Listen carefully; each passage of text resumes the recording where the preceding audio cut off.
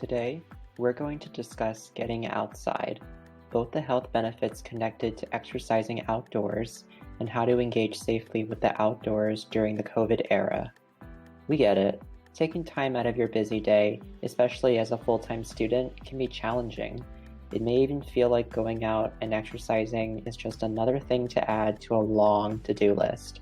But what if we told you that a daily routine of outdoor activities could actually decrease stress?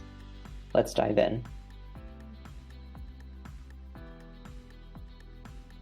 The pandemic has pushed many of us towards a more sedentary lifestyle, especially as classes and extracurricular activities have moved to online platforms. Studies have shown, however, that this transformation can have damaging effects. Sedentary lifestyles increase one's risk for infections, as well as increase risk for mental health issues. Therefore, the World Health Organization, also known as the WHO, continues to recommend an average of 150 minutes of moderate exercise per week. If this number is daunting, do not let that stop you from exercising altogether. WHO suggests adjustments related to ability level and stresses that any amount of exercise can offer positive physical and mental benefits, including an improved immune system and stress reduction. So, why should we exercise outside? The reasoning behind this is twofold. Not only does exposure to nature impact mental health and cognitive ability, but it also may decrease the risk of spreading COVID, as it allows for increased ventilation and often offers more space to maintain physical distancing.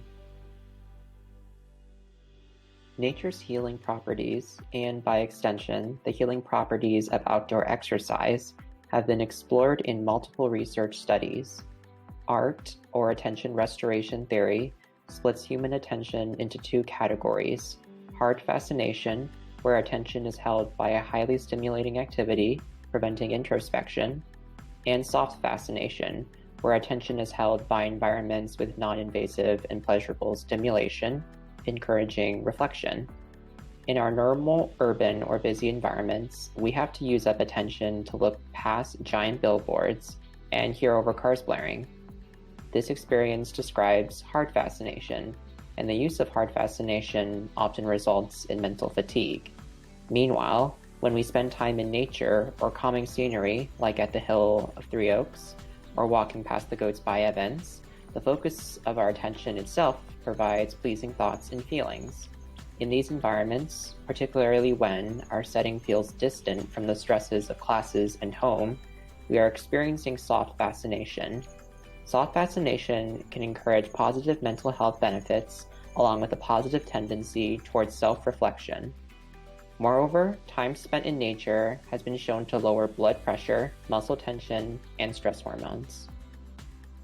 While exercising outdoors limits the spread of pathogens as opposed to indoor activity, we still have to adopt certain safety precautions when exercising outdoors. When choosing physical activities to engage in, we want to keep physical distance in mind. The Centers for Disease Control and Prevention recommend a minimum of 6 feet as a safe distance between people. As our knowledge around COVID is evolving as new research is shared, there may be situations where 6 feet is not enough.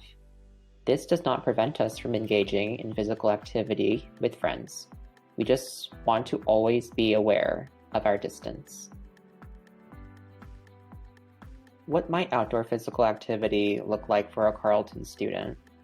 Perhaps you might take a walk in the yard, with its vast size making it easy to maintain distance as well as encourage soft fascination. Maybe you'll just go as far as the Bald Spot or Evans Hill and play some frisbee with friends while wearing masks. And these benefits are not limited to students on campus.